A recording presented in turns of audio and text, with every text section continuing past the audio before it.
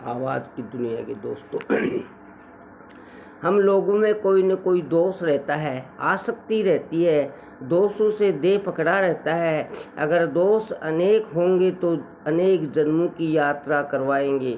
दोषों के साथ जितना तादात्म्य होगा उतने हम दोषों से प्रभावित होंगे। ईश्वर के साथ हमारा जितना तादात्म्य होगा, आत्मदेव के साथ जितना तादात्म्य होगा, शील के स्वभाव से जितना तादात्म्य होगा, इतने ये दोष निर्दोषता में बदलते जाएंगे। धन का लोभ, सत्ता का लोभ, यश का लोभ, काम का विकार, ये सब हैं तो केवल वृत्ति। केवल समीत धन के प्रति कामना जगती है तो वह लोभ बनती है, व्यक्ति के प्रति कामना जगती है तो वह काम बनती है। वह एक ही समीत अगर चैतन्य घन परमात्मा के चिंतन में लग जाए तो बेड़ा पार कर दे। फिर काम, क्रोध, लोभ का प्रभाव तुम्हें प्रभावित नहीं कर सकेगा। फिर खाते हुए भी भोजन के स्वाद में बंधोगे नहीं, लेते देते हुए भी लेन देन के कर्तव्य अभिमान से बंधोगे नहीं। तुम्हारे अंतकरण का निर्माण होता जाएगा।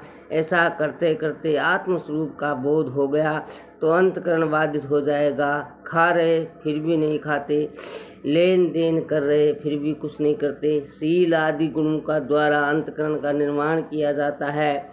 कल्याण का दूसरा उपाय है अंतकरण से संबंध विच्छेद करने का। अंतकरण से संबंध विच्छेद करने में सफल हो गए तो वेदांत दर्शन के सर्वोच्च आदर्शों का साक्षात्कार हो सकता है।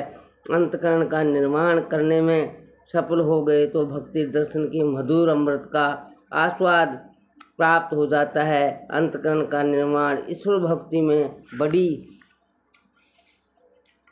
सहायता करता है, ईश्वर तत्व के साक्षात्कार में सहायक होता है।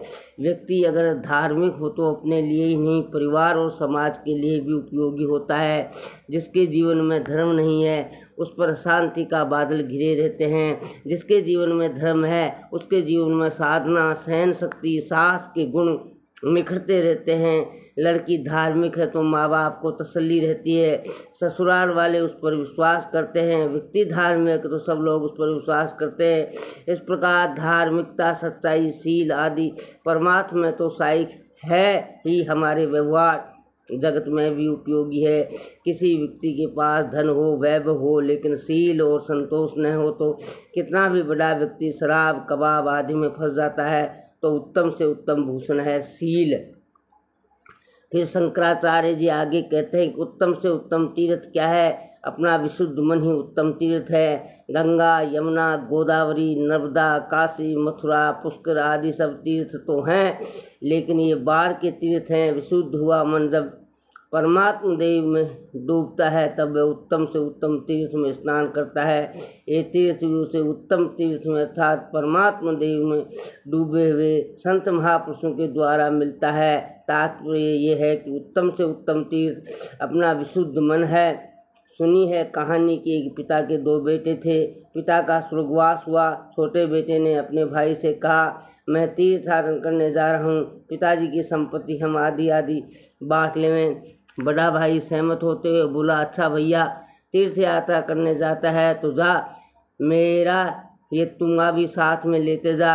उसे सब तीर्थ में घुमाना, सब जगह स्नान कराना, देव दर्शन कराना। मेरे बदले मेरा ये तुम्हारा ही तीर्थयात्रा कराएगा। जो खर्च होगा आधा मैं दे दूंगा। छोटा भाई बड़े भाई का तुम्हारा ले गया, तीर्थों में घुमाता, पवित्र स्थानों में नहलाता, देव दर्शन कराता। घर वापस लौटता तो बड़े भाई ने अपना तुमा वापस लिया और खर्च का आधा हिस्सा चुका दिया।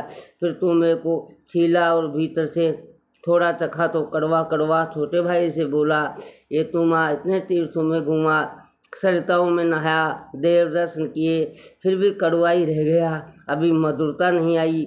ये तो बाहर से ही नहाया, भीतर इसका स्नान नहीं हुआ। इसके भीतर जो चीज़ रखेंगे वह भी कड़वी हो जाएगी।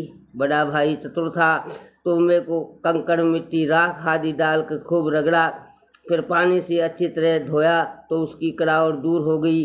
अब तुम्हें में जो कुछ रखे हुए चीज़ वैसी शुद्ध बनी रहे।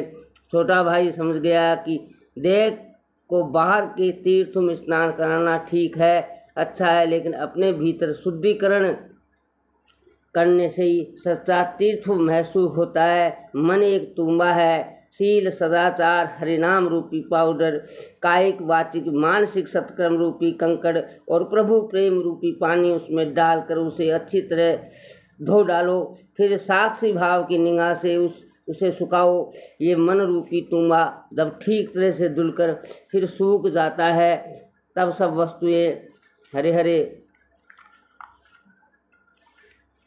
उसमें अमृत जैसी रहती हैं। मन रूपी तुम्बा जब पवित्र हो जाता है, तब अमृतमय जीवन का अनुभव करा देता है। सब्सक्राइब फ्री है आवाज़ की दुनिया के दोस्तों। जय श्री कृष्णा, हरे हरे।